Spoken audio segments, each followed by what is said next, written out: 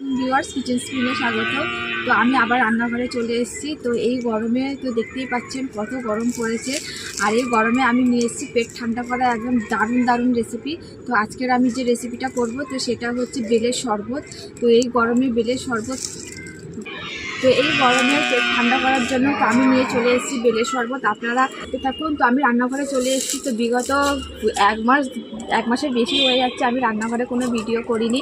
তো রমজান মাস ছিল, তো রমজান মাসের কারণে তো আমি সেই জন্য রোজা করে আর ভিডিও করিনি, যাতে আপনারা সাথে খারাপ না ভাবেন। আর রোজা করে এমনিতে গরমের মধ্যে কথা বলা খুবই কষ্ট, তো সেই কারণে আমি আর কোনো ভিডিও দিইনি। আর হচ্ছে এখন ভিডিও নিয়ে চলে এসেছি। আর আরেকটা কারণ আছে, যে ঈদ তো হয়ে গিয়েছে প্রায় এক সপ্তাহ, আমি আজকে ভিডিও দিচ্ছি এই কারণে, কারণ আমার মাঝখানে করে অনেকটাই শরীরটা অনেকটা খারাপ হয়ে গিয়েছিল, সেই কারণে আপনারা দেখলেই বুঝতে পারবে। তো সেই কারণে আর কোনো ভিডিও দিইনি, একেবারে শরীর টরীর সুস্থ সুস্থ হয়ে গিয়েছে, তারপরে আমি চলে এসেছি ভিডিও দিতে। অত আজকে তো দেখুন আজকে গরমটা আছে ঠিকই, কিন্তু খুব সুন্দর হাওয়া দিচ্ছে। তো দেখুন কত সুন্দর হাওয়া দিচ্ছে, গাছপালাগুলো নড়ছে।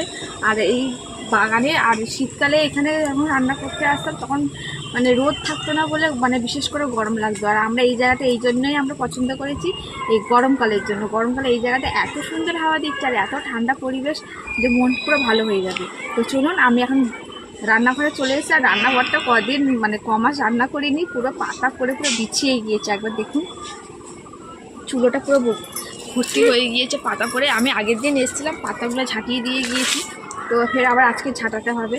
তো চলুন, রান্নাঘর পরিষ্কার করে নিয়ে তারপরে আপনাদেরকে বেলের শরবতটা বানানো দেখাচ্ছি। তো চলুন, শরবত বানাবো তার জন্য আমার কিছু লেবু পাতা লাগবে। তো চলুন লেবু পাতা তুলে নিয়ে আসি।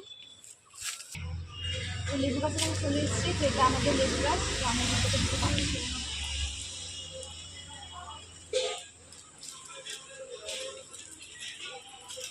হয়ে গিয়েছে। তো আমি রান্নাঘরের সমস্ত সরঞ্জাম নিয়ে চলে এসেছি। তো এটা বেলের শরবতটা করতে বেশি জিনিস লাগবে না। তো আমি এখানে একটু জল নিয়েছি, আর একটা বড় জায়গা নিয়েছি গামলা মতন, প্রথমে গামলাটা ধুয়ে ফেলে দিলাম। আর এটা করতে আমি নিয়েছি চিনি, আর লাগবে লেবুর পাতা। তো এই গরমে পেট ঠান্ডা তো সবচেয়ে বেশি জরুরি, আর যা গরম পড়ছে না, তো এই গরমে তো আমি বেল কুড়িয়ে নিয়ে চলে এসেছি একেবারে। তো দেখুন কত, এগুলোকে কি বলে, আঠা না কষ কি বলে জানি না। তো বেলের যে আঠাটা আছে তো সেটা পুরো একদম বাইরে বেরিয়ে চলে এসছে। তো দেখুন কত সুন্দর দেখতে লাগছে এই পোড়াটা। এটা এত সুন্দর বেল, দেখুন পুরো সাইডগুলো কত সুন্দর কালচে কালচে হয়ে গিয়েছে। আর এই বেল পোড়ার গন্ধ তো আরও বেশি ভালো লাগে। আর বন্ধুরা, আপনাদের একটা কথা বলবো, এই গরমেতে অবশ্যই আপনারা বেলের ঘোল বলুন, বেলের শরবত বলুন, বেল পোড়ার শরবত বলুন, যেরকমই হোক খাবেন। বিশেষ করে শরবত জাতীয় কিছু খাবেন, সেটা বেল হোক, আম হোক, যাই যেরকমই জিনিস হোক না কেন, কারণ এই গরমে মানুষের শরীরে পেট ঠান্ডা করাটা সবচেয়ে বেশি জরুরি।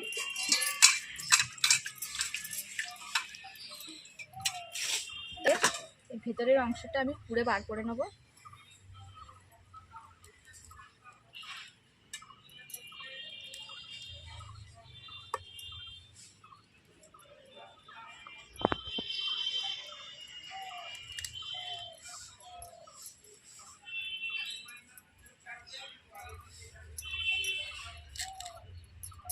তো এই জায়গাটা বন্ধুরা এতটাই ঠান্ডা আর এতটা সুন্দর হাওয়া দিচ্ছে আজকে, যেখানে বসে আছে গরম পড়ছে বলে মনেই হচ্ছে না, তাই না?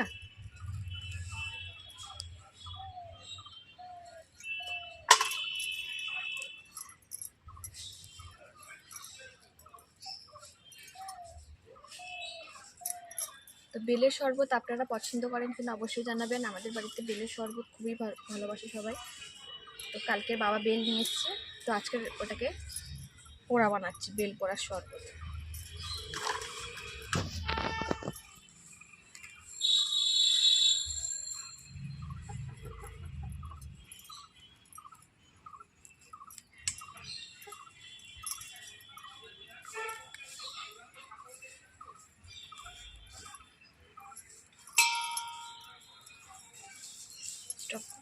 তো আমি বেল বার করে নিয়েছি, এবার এটাকে আমি ভালো করে চটকে নেব। এবার এতে দিয়ে দেবো, প্রথমে একটু জল দিয়ে দিই,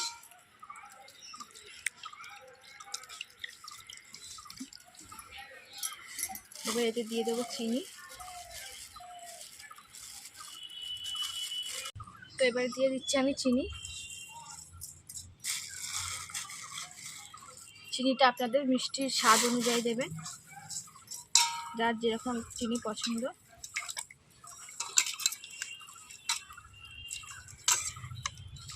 তো চিনির সঙ্গে অল্প জল দিয়ে চিনিটাকে ভালো করে আমি মাখিয়ে নেবো এই বেলটাকে।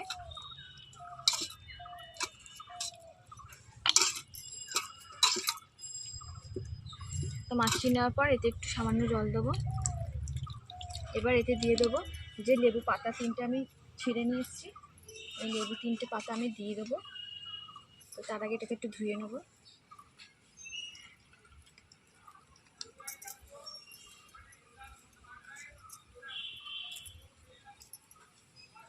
এটা স্বাদ গন্ধের জন্য, এটা অবশ্যই দেবেন, ভালো লাগবে খেতে। বিশেষ করে পোড়া জিনিসের শরবত তো লেবু পাতা দিলে বেশি ভালো লাগে।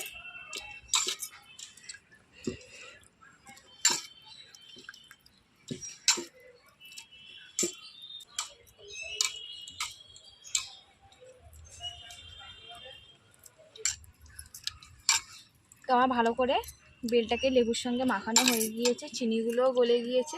এবার আমি এতে দিয়ে দেবো জল।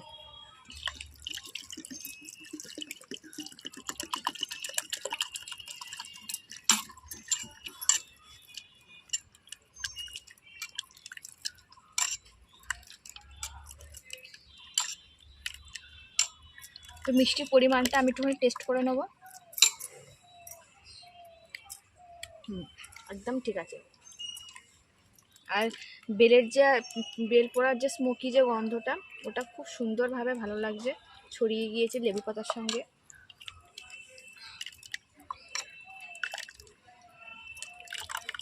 তো গরমে এরকম পেট ঠান্ডা করা রেসিপি ঘরে ঘরে করুন, পরিবারকে খাওয়ান, খুব ভালো লাগবে, শরীর স্বাস্থ্য ভালো থাকবে। যা গরম পড়েছে, আমাদের এই দিকে তো খুব গরম পড়েছে।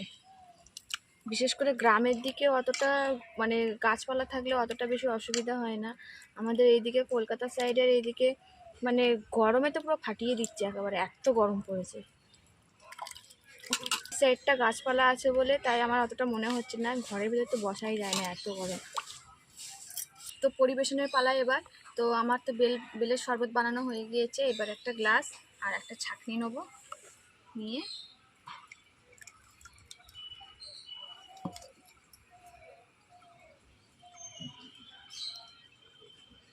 ছেঁকে নিতে হবে, কারণ বেলের যে দানাগুলো আছে সেইগুলো গালে পড়লে ভালো লাগবে না।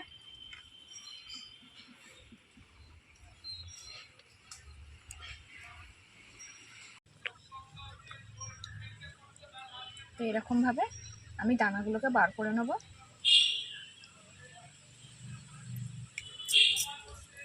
আবার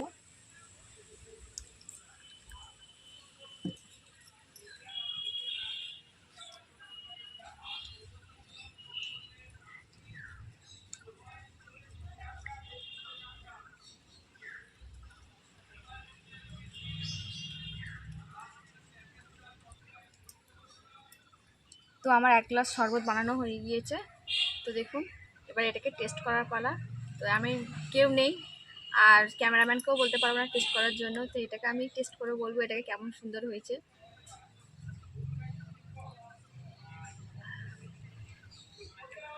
এটা খুব সুন্দর খেতে হয়েছে। আর এতে চাইলে একটু ওই জলজিরা বা চাট মশলা একটু ছড়িয়ে দিলে এটার টেস্ট আরও বেড়ে যাবে।